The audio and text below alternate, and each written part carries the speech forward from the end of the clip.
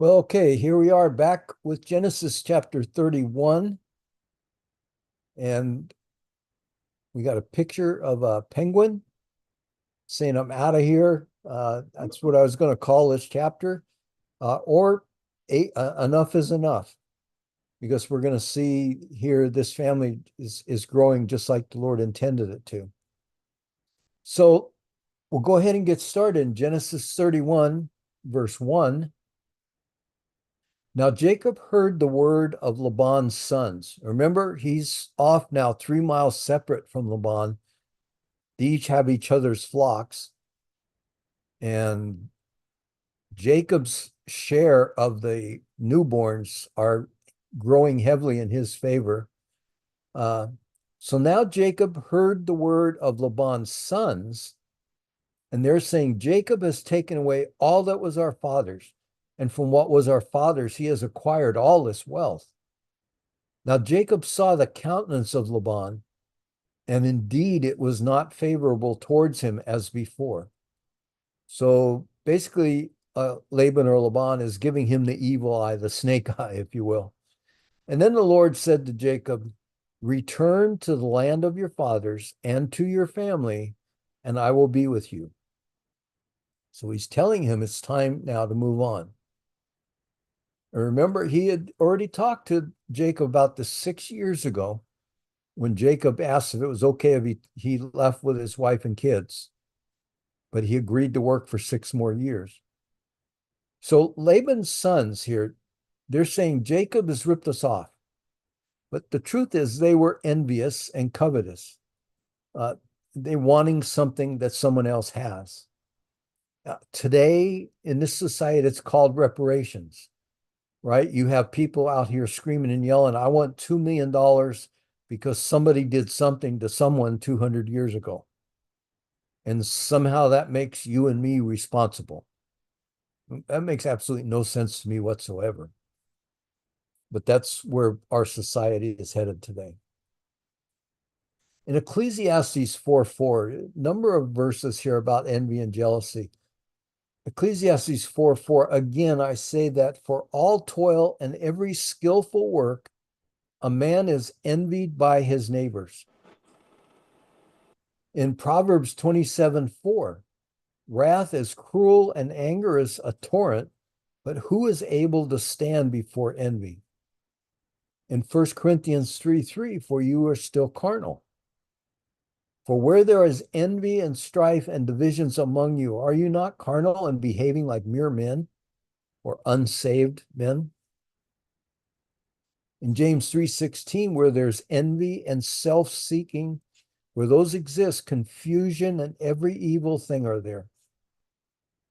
In 1 Corinthians 13:4, love suffers long and is kind. Love does not envy. So we see these Titus 3:3. We ourselves were also once foolish and disobedient and deceived.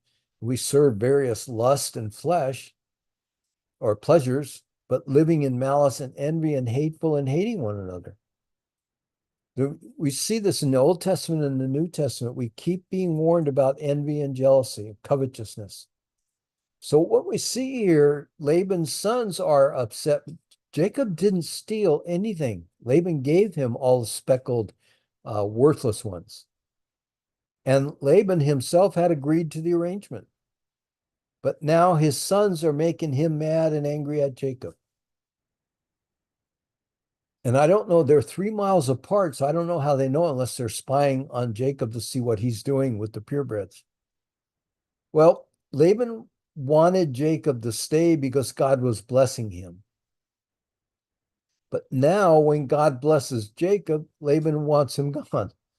I mean, envy and jealousy and covetousness, they're deadly sins.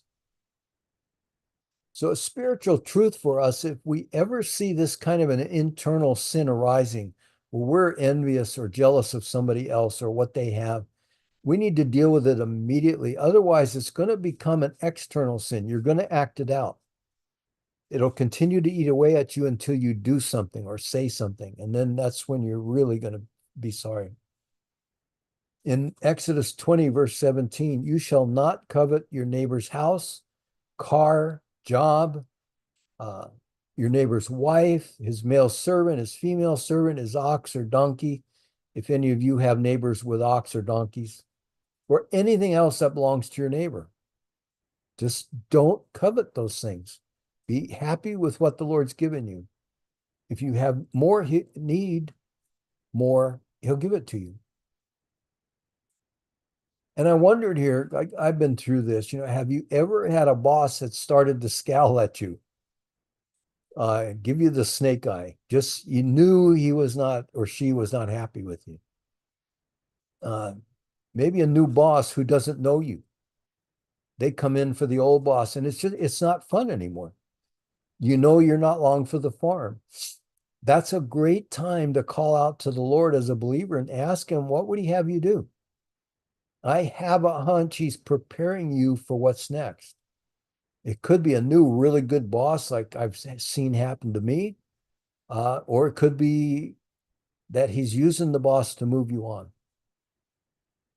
So these folks, Laban and his sons and all of those, his servants are pushing Jacob away while God is pulling Jacob away to go back home. You got to love it when a plan comes together. So God speaks to Jacob. It's been 20 years now, 7 for Leah, 7 for Rachel, 6 more tending to the flocks. And God said, Jake, it's time to get out of town. I'll be with you. Go back to where you first encountered me. Remember, that's Bethel. That's going to be important in the next, as we get into the future chapters. And we see this in Revelation chapter 2, verses 4 and 5, when we studied the churches of the end times. Go back to your first love. Go back to where you encountered me. And that's where Jacob ran into the Lord with the ladder and the angels ascending and descending.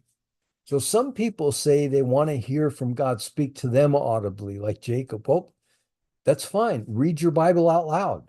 Right? Listen to somebody teach it. The Old Testament saints didn't have a Bible to read. I mean, we do. God speaks to you through his word, his written word. He may speak to you in a vision or in a dream. He might speak to you audibly. It doesn't mean he won't. But, we have the Bible to read, so he doesn't really need to. In Psalm 37, verse 4, take delight in the Lord, and he will give you the desires of your heart, which means not if you desire a Lamborghini, you're going to get it tomorrow, but he's going to put the desire in you. And then when you express that to him, he'll bring it to pass. And in Psalm 118:6, it says, the Lord is on my side. I'll not fear. What can man do to me? So no need to be in fear here of Laban. Just keep serving me. Be faithful with the flock. So a spiritual truth here, I think, is that God put the desire to go home in Jacob 6 years earlier, and now it's the time to go. He's been preparing him all this time. And I believe he also does that for us. He never sends us before he's prepared us to go with the desire to go to where he's sending us. It still can be scary, but he prepares us before we ever get that final moment where he says, now it's time to move. And yet, notice how he gets them to move by bringing contention to him, right? God's given him a nudge. He brings Laban to be a miserable boss with sons who are miserable. He's pushing them out of the nest like an eagle does with their little duck or eaglets to get them to fly for the first time. He just gives them a nudge out of the nest. God used a lousy boss to get me to move on from AT&T. I mean, he started preparing me. I went from a lousy boss to a really good boss, which allowed me to prepare to make the next move when it was time to make that move. And a year later, after I left, everyone that worked for me, everyone I worked with was laid off. And everything we did was done from White Plains, from the organization there. So don't panic. Look forward to what he wants and is wanting for you to do in your life. When those times come, he's moving you. He's preparing you for something. And following God can be scary at times, but it's also rewarding. Hebrews 13:5, it says, for he himself has said, I will never leave you nor forsake you. So when he starts to talk to you about moving on, it's time to get ready. Isaiah 43:2, he says, when you pass through the waters, I'll be with you. When you pass through the rivers, they shall not overflow you. When you walk through the fire, you shall not be burned, like the three children in the book of Daniel in the burning fire. Nor shall the flames scorch you. They came out without even smelling like smoke. Remember that he's going to be going home now. Jacob's going to go home to the father he deceived and the brother who's wanting to kill him. So this is not an easy move for him. He's between a rock and a hard place, as the expression goes, or maybe Iraq or Iraq and a hard place like Israel finds themselves in between now. So verse 4, so Jacob sent and called for Rachel and Leah to the field, to his flock, and he said to them, I see your father's countenance that is not favorable towards me as before, but the God of my father has been with me, and you know that with all my might I have served your father. Yet your father Laban has deceived me, changed my wages 10 times, in other words, pay cuts, but God did not allow him to hurt me. If he said thus, the speckled shall be your wages, then all the flocks bore speckled. And if he said thus, the streak shall be yours, then all the flocks bore streaked. So God has taken away the livestock of your father and given them to me. Right? So as we break this down some, it says he sent for, called them out to the field. He wanted his wives out of the sight and the hearing of anybody and everybody that were part of Laban's family. A private conversation. In Proverbs 31:11, it says, the heart of her husband safely trusts her, so he will have no lack of gain. In Proverbs 31:11, in the New Living Testament version, it says, her husband can trust her and she will greatly enrich his life. So as a spiritual truth for us in this chapter, as a married person, we should never make a major decision without consulting our spouse, going either direction. Even more so when you have 4 spouses like Jacob. You need a consensus.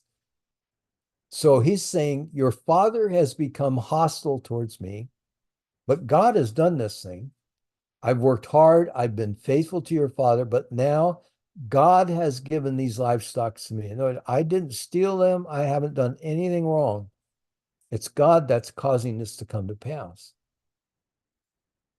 1 Peter 4:15, we're told, let none of you suffer as a murderer or a thief or an evildoer or as a busybody or a meddler in other people's matters. So if we're gaining by any of those kind of things, then, that's not God's blessing.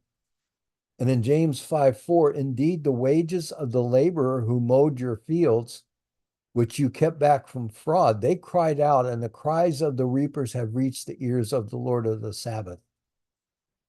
So when we mistreat employees, their complaints, their prayers are reaching God. He knows that. He's going to penalize us as the employer, like he's penalizing Laban. And notice here, Jacob doesn't go to HR, doesn't file a complaint letter, no petitions, doesn't go on strike, right? He went right to the top, to the Lord. Now, this is explaining what has taken place. Verse 10. And it happened at the time when the flocks conceived or were mating, that I lifted, so he's dreaming this. And God's showing them in a dream, I'm seeing the flocks starting to conceive and mate. And the Lord lifted my eyes, and I saw in a dream, and behold, the rams which leaped upon the flocks were streaked and speckled and gray spotted. So they looked one way on the outside, but genetically they were marked inside. That's basically what's happening here. Remember, Jacob, all he has is purebreds, and yet God's showing him in a dream when these purebreds mated, they were genetically speckled and spotted and gray spotted inside. Then the angel of God, which we know every time that occurs in scripture, it's talking about Jesus, spoke to me in a dream. And he said, Jacob, and I said, here I am. And he said, lift your eyes now and see all the rams which leap on the flocks are streaked and speckled and gray spotted. For I have seen that all Laban is doing to you. I am the God of Bethel. Remember Bethel, where you anointed the pillar and made an altar, and where you made a vow to me. So now arise, get out of this land and return to the land of your family. In other words, I have done this. It's not the white sticks. It's not the mandrakes. I've caused this to come to pass. I'm blessing you at the expense of him. Now get your stuff together and get out of town. So I find it kind of funny that Laban's name means white, like we saw before. He trusted his white animals to produce white. God gave him speckled. And for a good book on Jesus being the angel of God, if you're interested, there's a book called Jesus Before the Manger by Ron Rhodes. It shows every occurrence of Jesus appearing in the Old Testament prior to the New Testament. I mean, it's amazing. I remember seeing he was in the burning bush with Moses. He told Joshua to take off his sandals and to bow down. We see Jesus all through the Old Testament, appearing to David and warning him with the temple. I mean, there's so many different examples of it. But he's basically saying it wasn't your striped bark, Jake. It was all my doing. I saw it all. Remember, his name is El Roi, the God who sees, and I control it all. Now go back to where I met you before, Bethel, the house of God, remember? Keep your 20-year-old vow to me. Now is the time. Remember, we talked about the vows at that time. He says, don't make a vow if you're not going to keep it. It would have been better if you'd have never made it, because there's punishment comes when we make a vow and we don't keep it. So he's saying 20 years is up. Get out of here now. Now's the time. Now, as I've studied, I've seen some interesting things I run across here and in some of the commentaries and stuff. Why did God drown the Egyptians? Because they had drowned the Jewish babies. Remember, they tried to kill off Moses. Why did he kill the firstborns of Egypt? Because the Egyptians had killed the firstborns of the Jews in the Nile. Why was Haman hung on the gallows he built to kill the Jews in Esther? See, you start to see a pattern here. If you curse Israel, it's going to come right back at you twice as hard. And I hope the leaders of this nation learn that, the late great planet USA, and take notice of this before it's too late. Every time we do something against Israel, it comes back on us. And we're doing it now. In Genesis 12:3, we have studied this, but I came across this when I read the word for curses in this passage. It's two different words. It says, the one who curses lightly or a small offense of cursing, I will curse heavily. So if you harm my people, you're going to get double harmed. It'll be back at you twice as hard. So as a spiritual truth, if we look at it, this is a universal principle. Laban has stolen from Jacob all of these years. Now God is double stealing it back from Laban. All of the newborns are speckled. And he's getting no increase. And all he's getting is these weakened animals back. It's a spiritual principle that we can't break. If we break it, it's gonna hit us the same way it did Laban. It's like the law of gravity. You don't need to test it. Just believe it. Drop something. It'll fall and hit the floor. The same thing will happen to you if you step off of a building or out of a plane without a parachute.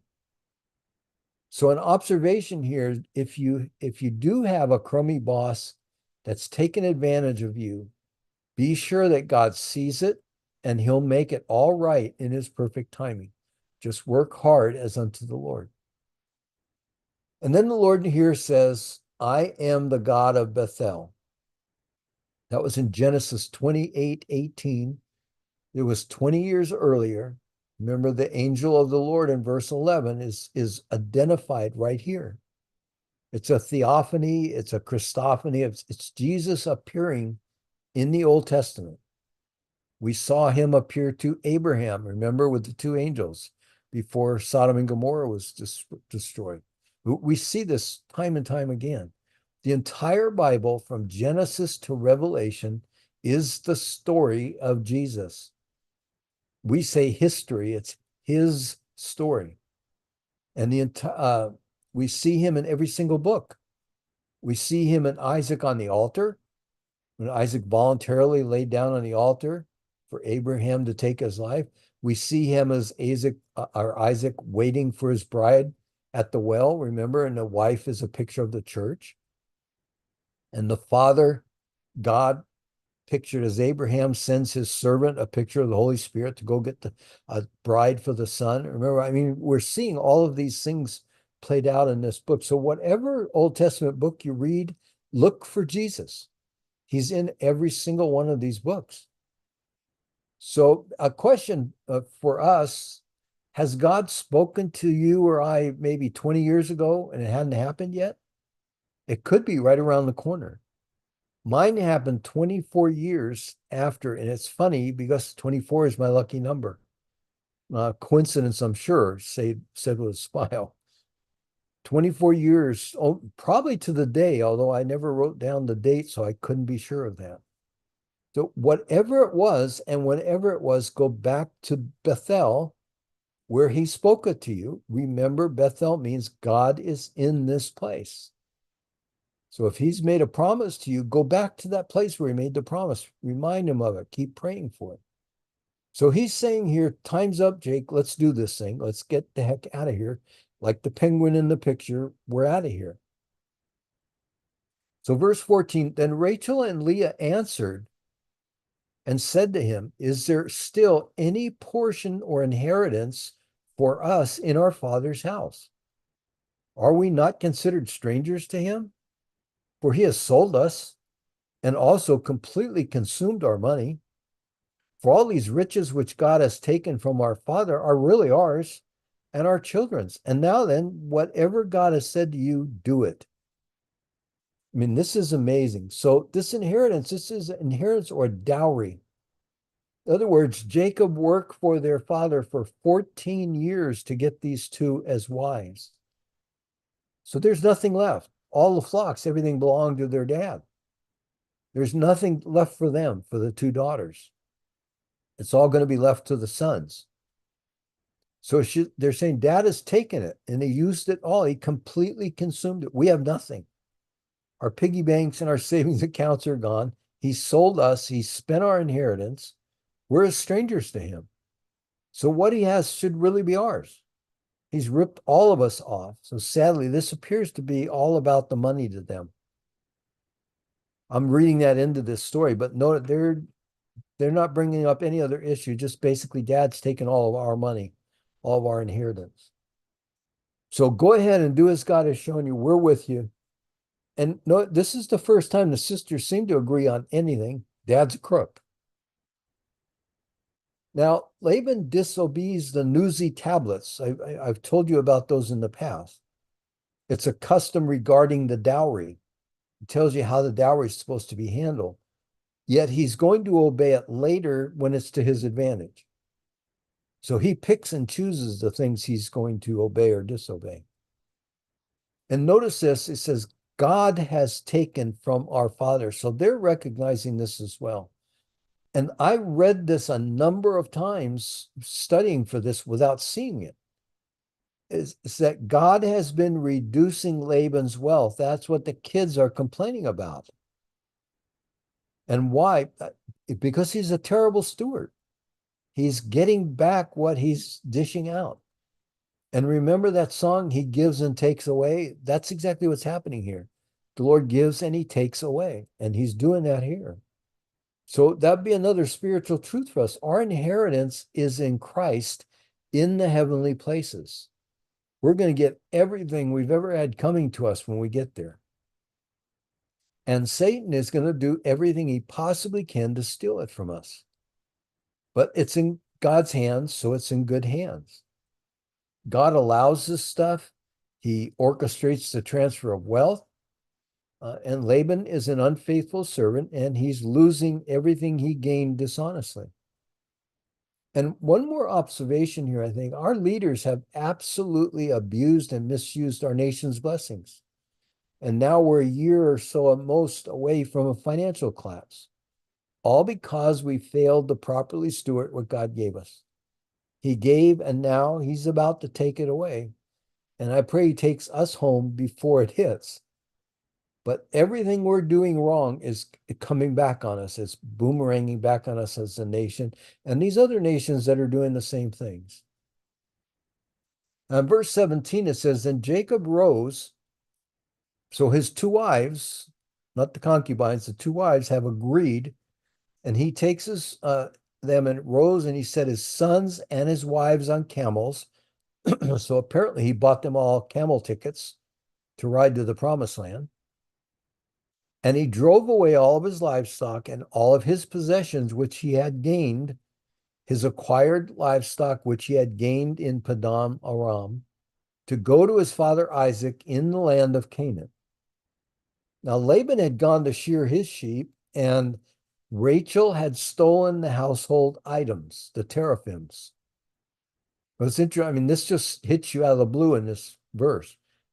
Laban had gone to shear his sheep, and Rachel stole the household items or teraphims that were her father's. So in other words, she waited until dad was out of town. So this was premeditated. She obviously had been planning this. And Jacob stole away or booked out of there, unknown to Laban the Syrian, in that he did not tell him that he intended to leave.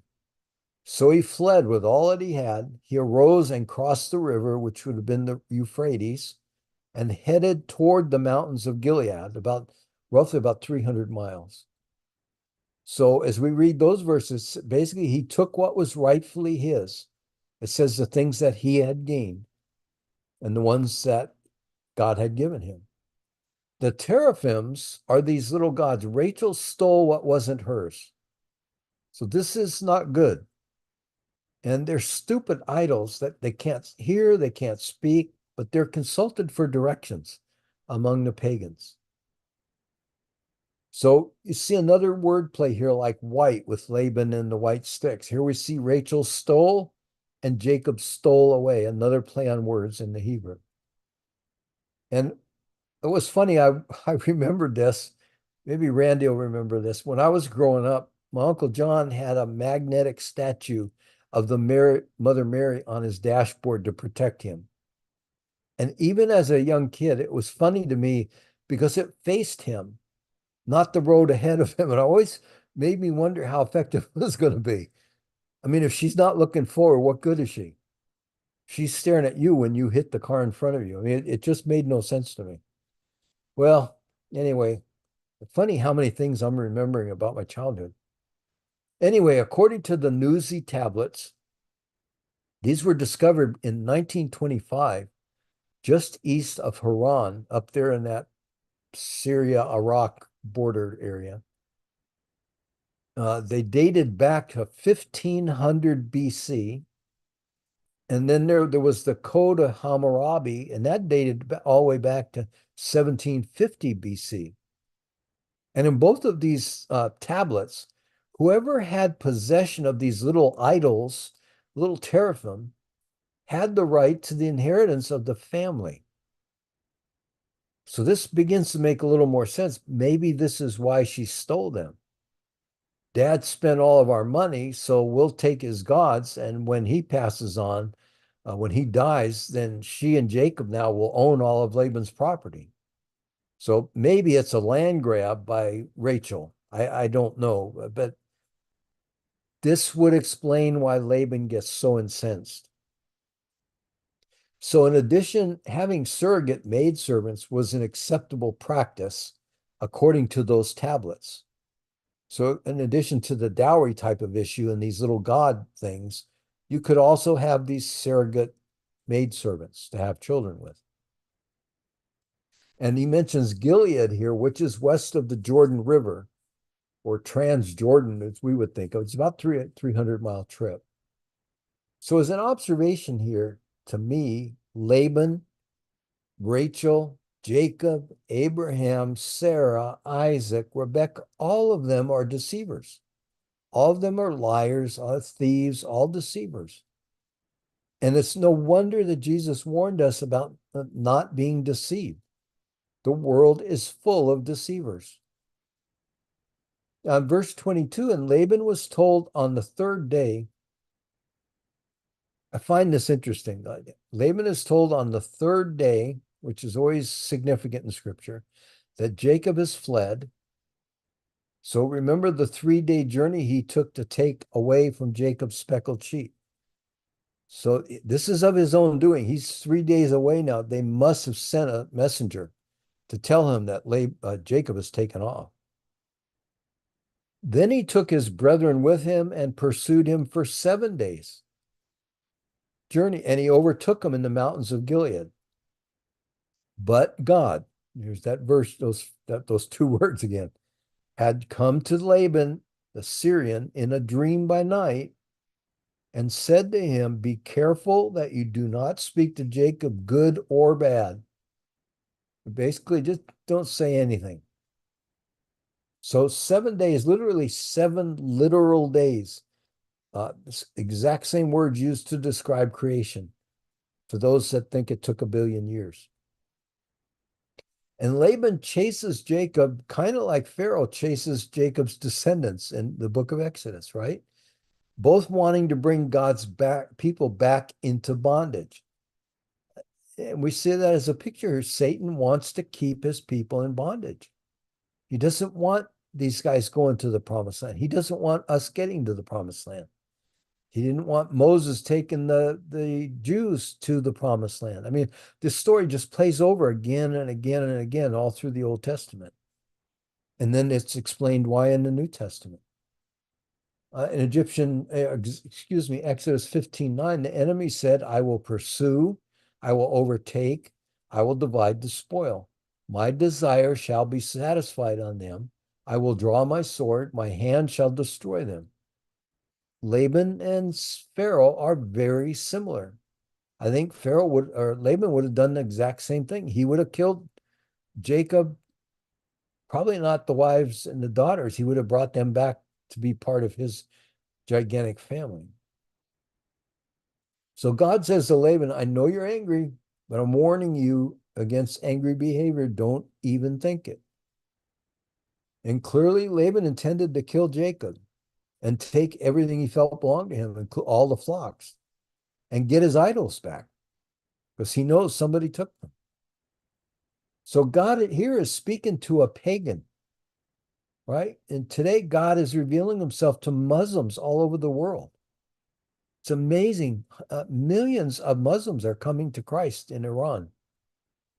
And if you have a Muslim friend, share Jesus with them. God is confirming it to them. They're seeing visions and having dreams of Jesus, saying he's appearing to them. I mean, it's unbelievable what's happening over there. Even with that crazy leadership they have with the Ayatollah and those guys. So I see a spiritual lesson here. We can't run away from our problems, right? Laban chases them down. You can't run away from them. You have to just do it the right way. We need to face them head on. If we're in the wrong, then confess and repent that we've been wrong and ask for forgiveness. But if we're in the right, just trust God's going to make it right and protect us. And God has promised to protect Jacob, telling him, I'll be right here with you. So Laban overtook Jacob, and now Jacob has pitched his tent in the mountains, and Laban with his brethren pitched in the mountains of Gilead. So they're all together up there on that same mountain, some distance apart. And now Laban comes to him and he says to Jacob, what have you done that you've stolen away unknown to me and carried away my daughters like captives, taken them with the sword? I mean, what a hypocrite, right? He's the ripoff artist.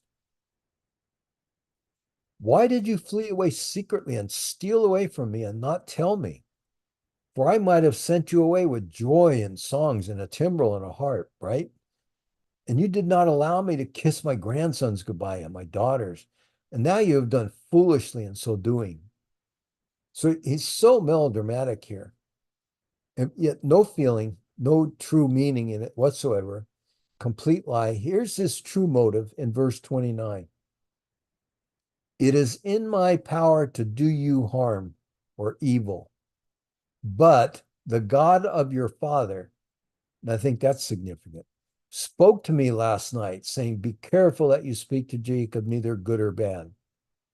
So apparently Laban couldn't keep his mouth shut and he didn't act physically. But God has given him a warning here, just you can only go so far. So he speaks of doing good for Jacob and his family, but his intent is to do him harm, much like Judas with Jesus, right? We could have sold that perfume and given the money to the poor, right? Versus I could have stole the money, which was what Judas was thinking. I mean, Laban is just the same.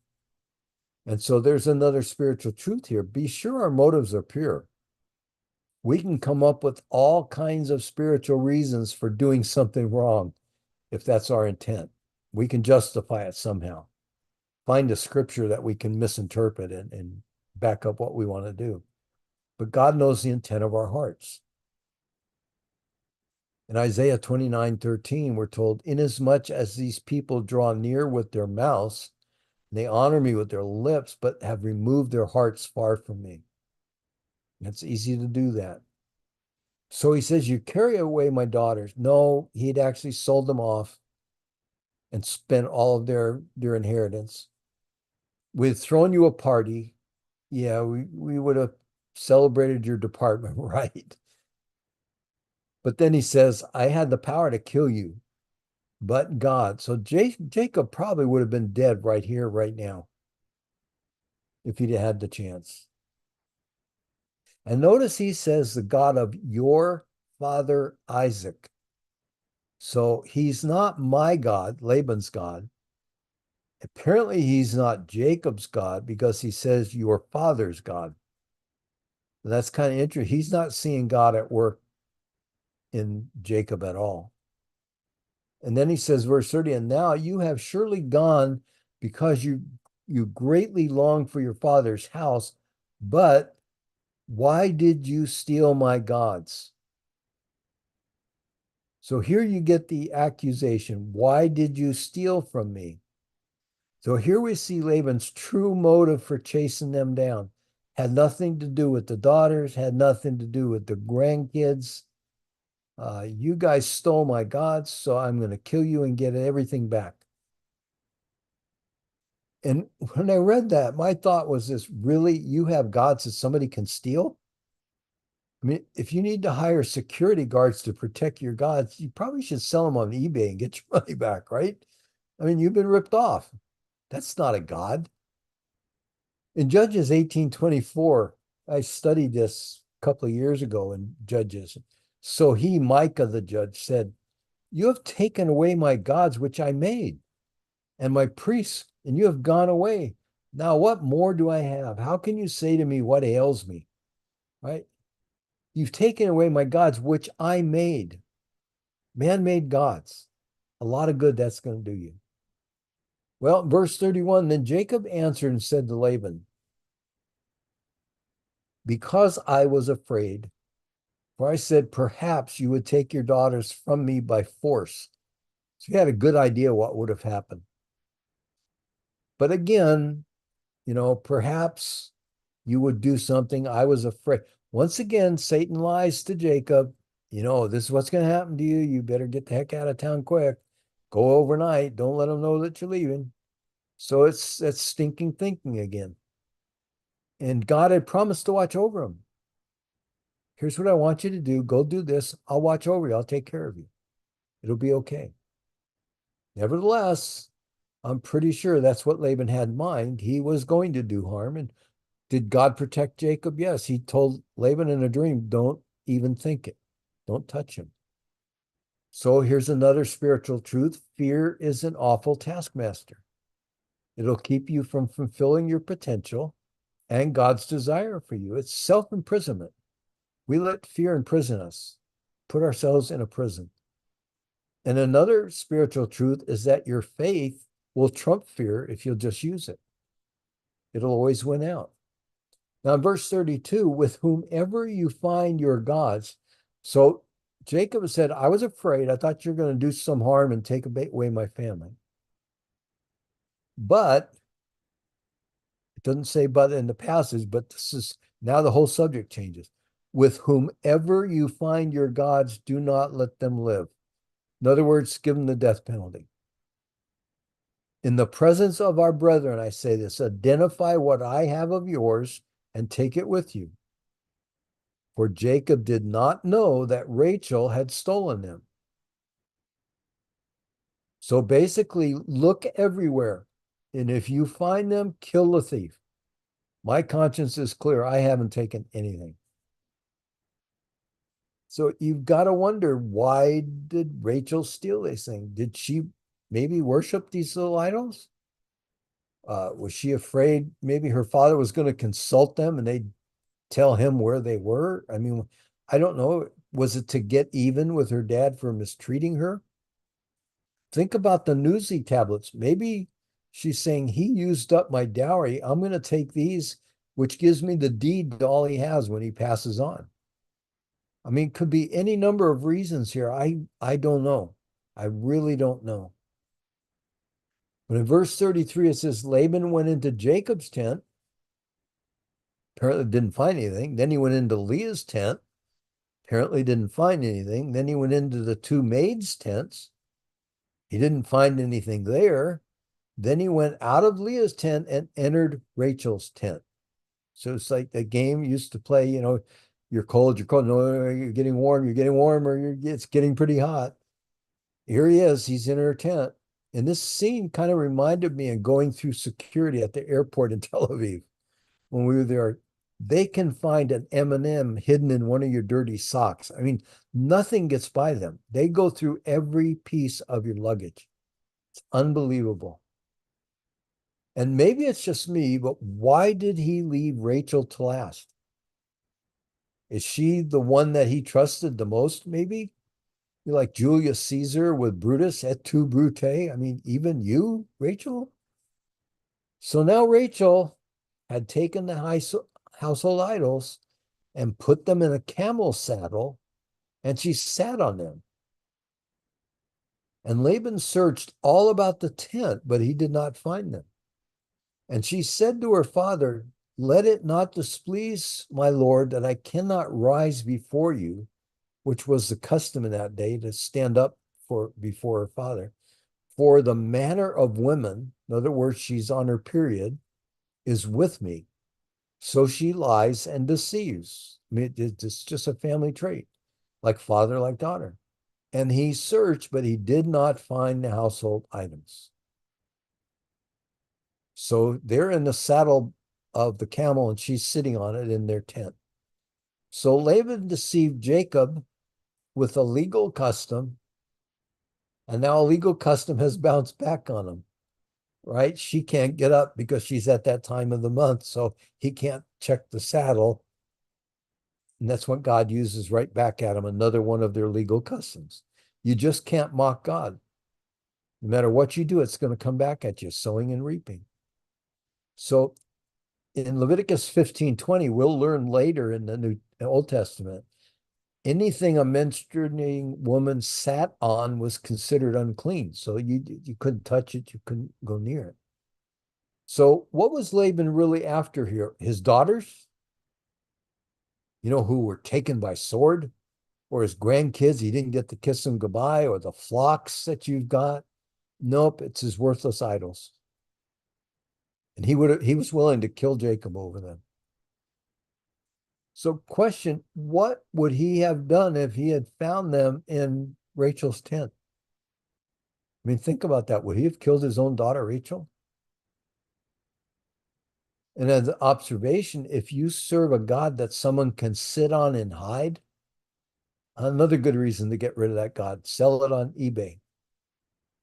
In this case, wash it off and then sell it on eBay. So this is a hard question, really, is what is my God? What is your God? It's whatever occupies the majority of our time and thinking, right? It's the thing we think about most. Could be a person, could be power or prestige, education, it could be money, name it, whatever it is. If it's a higher priority than Jesus, he's going to have to take it away from you because the Lord won't compete, right? It's that idea of you can't serve God and mammon. He will not allow you to have any idols or gods above him. And that's what these things become. And it's interesting because God could have led Laban directly to the stolen idols if he wanted to, but he didn't. So why? One, Laban's a deceiver and he's reaping what he sows. And two, God still has a purpose for Rachel. So when she fulfills it, she's going to die, as we're going to see in a future chapter. So Laban's God, this is what he depends on. He goes to it to get answers, to get directions in life. It can be stolen, but it can't be found. It can be sat on and hidden. I mean, good luck with that. You better go on Amazon and buy a new God. I mean, I can't believe people worship things like this. They follow the horoscopes. I mean, it's insane. The horoscope changes tomorrow. The fortune cookie's different every time you read it, and it's always positive. I'll bet none of you have ever opened a fortune cookie and had bad news in it. I mean, they don't get many customers back if they do that. In Isaiah 44:10, the Lord asks, who would form a god or mold an image that profits him nothing? What's the point? What a waste of time. In Psalm 115, verses 4-8, it says, their idols are silver and gold, the work of their own hands. They have mouths, but they don't speak, have eyes, but they don't see, have ears, but they don't hear. They have noses, but they can't smell. They have hands, but they can't handle anything. They have feet, but they can't walk. Nor do they mutter through their throat. I mean, these who make them are like them. So is everyone that trusts in them. You're blind, deaf, and dumb. I mean, what an absolute waste of time to follow any of these things. So now in verse 36, Jacob gets angry or hot under the collar, if you will, and rebuked, or he lashes out at Laban. And Jacob answered and said to Laban, what is my trespass? What is my sin that you have so hotly pursued me? This is kind of righteous anger, a challenge here, if you will. Although you have searched all of our things, what part of your things have you found? Set it here before me and before your brethren, that they may judge between us. I mean, he's really challenging them now. So he's blowing off 20 years of frustration on Laban. Come on, Laban, show us all what you found. Bring it on, put up or shut up. He's berating Laban in front of all these people, including his own family. And he says, these 20 years I have been with you, your ewes and your female goats have not miscarried their young, no losses in the process, in the birth process. I have not eaten of the rams of your flock. He was entitled to eat of the rams, according to the Nuzi tablets. That which was torn apart by beast, I did not bring to you. I bore the loss of it. In other words, when a shepherd had an animal that was torn up by a wolf or a bear or lion, whatever it happened to be, coyote, you were entitled to bring it back to the owner, and then you would get a credit for it. You wouldn't be charged for losing one of the animals. He says, I bore the loss of it, and I was entitled to a credit. You required it from my hand, whether it was stolen by day or stolen by night. I ate the loss myself. There I was in the day of the drought. It was dry and hot. And it consumed me in the frost or the hail by night, and my sleep departed from my eyes. In other words, I'm putting the sheep first, no matter the cost. A note to all pastors who are leading the sheep. Put the sheep first, no matter the cost. Thus I have been in your house 20 years. I served you 14 years for your two daughters and 6 years for your flock. And you have changed or shortchanged me 10 times on my wages. Imagine if your boss told you you're going to get $20 per hour. And then on payday, he said, no, I meant 10. Right? I worked for a man who did this to me in Florida and then up in Michigan and again in Indiana. And finally, the Lord moved me back to California. And I started my own ministry. And the Lord allowed me to not only survive, but to completely pay off the debt I had had to incur because of the way this guy had treated me. And then he lost some of the very businesses I offered to buy from him. So what goes around comes around. Deuteronomy 20:14, each day you shall give him his wages, the worker, and not let the sun go down on it. This is when they were paid daily, for he is poor and he has set his heart on his earnings. Let he cry out against you to me, and it be sin to you. So God's saying, I see it all, I hear the cries, and I'm going to balance the unbalanced scales. We could read that in James 5, verse 4, 1 Peter 2, verses 18 to 20. In other words, work hard, even in unfair circumstances. God will sort it all out. He'll take care of you. Now, in verse 42, and this is funny. Listen to this and pay attention to how he says this. Unless the God of my father, this is Jacob speaking, unless the God of my father Isaac, the God of Abraham, my grandfather, and the God that Isaac, my father, feared, had not been with me, surely now you would have sent me away empty-handed. Right? He's saying you weren't content with ripping me off, but sadly for you, but God has seen my affliction and the labor of my hands, and he rebuked you last night in your dream. So first, I have been faithful, verses 38 to 40. Notice he says 20 years 3 different times. Remember 20 years? 7 for Leah, 7 for Rachel, 6 more with all of the spotted speckled lambs to take care of that you took. Second, you have been deceptive, verse 41. Third, God protected me and rebuked you in verse 42. I increased you and you just ripped me off. God's balancing the scales. So fourth here, Jacob is maturing spiritually. He's beginning to see how all of this is working out. And notice that Laban's idols have been stolen. So Jacob here, really, he's talking without knowing all the facts.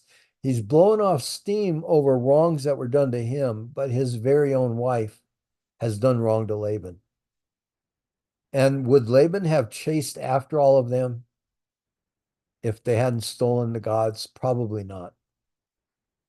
So Laban answers and says to Jacob, I love this. These daughters are my daughters, and these children are my children, and this flock is my flock, and all that you see is mine. Mine, mine, mine, mine. But what can I do this day to these my daughters, or to their children whom they have borne? Now, therefore, come on, let's make a covenant, you and me, and let it be a witness between you and me. My and mine, it's all mine, but God, if he hadn't stepped in. So where's the I'm sorry for accusing you falsely, right? No mention. Proverbs 16:7 says, when the Lord takes pleasure in anyone's way, he causes even their enemies to make peace with them. So here we see Laban offering a covenant, but it's a different word here. This is more like a ceasefire, a non-aggression pact, kind of like we're trying to force on Israel with Hamas. It's not a peace plan. It's an absolute mutual distrust for one another. I don't trust you and you don't trust me. We're going to make this agreement right here, right now. So Jacob took a stone. He set it up as a pillar. Then Jacob said to his brethren, gather stones. And they took stones and made a heap or a pile, and there they ate on the heap. And Laban called it Jegar Sahadutha, Sahadutha. But Jacob called it Gilead, or Galeed, actually, which is easier to say. And Laban said, this heap is a witness between you and me this day.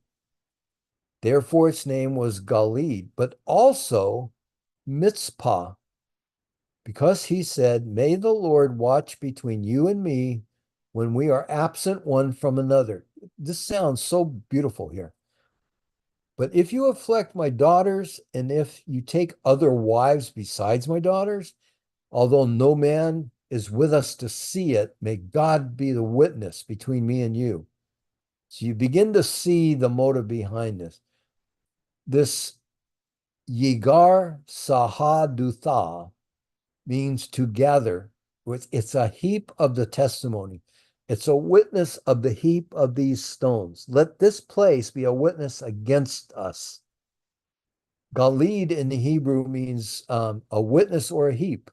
So those make sense. Mizpah means a watchtower. So in other words, this means I think you're a crook, Jacob, but there's nothing I can do about it. I can't find my idols, and God has warned me with my life. I don't trust you any farther than I can throw you. I won't be able to watch over you, so may God watch you, and if you do wrong, may he strike you down. And that's basically what he's saying here in English in today's terminology. Now, when you read, I had heard of this before, but I really had no idea what this meant. I've seen it before. I think I saw it in Israel. Many use something called a Mizpah blessing. It's a piece of jewelry. It's actually a coin that's cut in half into two pieces, kind of a zigzag cut. It's like two pieces of a coin. Each piece is on a separate chain. And the meaning of it is that the Lord watch over us and bind us together when we're apart, right? It's romantic. Maybe a guy would buy this and give one half to his girlfriend. He'd keep the other one. And so, may the Lord watch over us when we're apart. But it's not at all what Mizpah means. If they only understood the Hebrew, it's not a blessing, it's a threat. It's a warning. It's even a curse, a symbol of distrust. In other words, if you do anything wrong, may the Lord strike you down. It's while I go off to work and you're still in school. Boy, if you mess around with another guy at school, I hope the Lord just strikes you dead right there on the playground. It's that kind of a picture. Don't show up with my teraphim and try to claim my land. He's warning whoever took it, even though he can't find it. Don't you try to show up with the teraphim, my idols, and try to claim my land when I'm gone. Right? This is our place of separation. This is the drawing line, the line in the sand, like at the Alamo. Don't cross over it. So remember how we used to take two fingers and hold them up to our eyes and then point them at somebody else, like I'm looking at you. That's the meaning here of this mitzvah. It means God's watching you and you better not cross the line. So don't buy one of those for your girlfriend. And if you have one, probably put it away. No group hugs here, no kumbaya, right? This is not a friendly separation. It was going to be a slaughter, probably. So there are things in my past that come back to me from time to time. And as I read through this, I thought, I need to build a mitzpah, if you will, a heap of stones, a memorial that covers over all those old bad stuff. And whenever they come to mind, just from it, I can look back at those stones. Yeah, that's where I buried you guys. All of those memories, you're buried there. I don't need to think about you anymore. Maybe some of you need to do the same with things of the past. Bury the mistakes. and move forward. That's what we're told to do in the New Testament. So don't let all that stuff come back to haunt you. In Philippians 3:13, Paul wrote, brethren, he's about to die now. And he said, I do not count myself to have apprehended, but one thing I do, I forget those things which are behind, and I reach forward to the things that are ahead. Just keep moving forward. Don't look back. So verse 51, then Laban said to Jacob, here is this heap, and here is this pillar, which I have placed between you and me. This heap is a witness, and this pillar is a witness that I will not pass beyond this heap to you, and you better not pass beyond this heap and pillar to me for harm. So this is a dividing line between us. The God of Abraham, your grandfather, the God of Nahor, my grandfather, and the God of their father, Terah, your great-great-grandfather, let them judge between us. So Abraham and Nahor and Terah all serve different gods. So he's not even speaking about the same gods. And Jacob swore by the God of his father, Isaac. And Jacob offered a sacrifice on the mountain, and he called his brethren to eat bread. And they ate bread, and they stayed all night on the mountain. And early in the morning, Laban arose, and he kissed his grandsons and daughter and his daughters, and he blessed them. And then he departed and returned to his place. And here we go just to the characters, or can we learn anything from these characters? Well, Jacob, he offered a sacrifice. So I believe this is the first time we've read that he offered a sacrifice to God. He had built an altar before. He'd slept on a rock that he turned into an altar. So it would seem like he's growing in his faith. God's appeared to him twice now at the ladder and at in the wrestling match, which we'll read about to soon. And then Laban, if we look at him, this is the last we hear of him. He's never mentioned again in the scripture. He's still a deceiver, very worldly, seeking after other gods. He experienced God's goodness to Jacob, but he never surrendered to him himself. He was blessed because of God's blessings on Jacob, yet he never surrendered to God himself. He rode off into eternal damnation, if you will, when he could have gone to heaven. And mammon will do that. It'll get you headed in the wrong direction. In Matthew 6:24, we're told no one can serve two masters. For either he will hate one and love the other, or he'll be loyal to the one and despise the other. You cannot serve God and mammon. So Laban made that mistake. The rich young ruler we've read about in the study of Luke, he walked away sad. Both those who suffer from a love of money, it's so sad to trade eternity for something you can't take with you.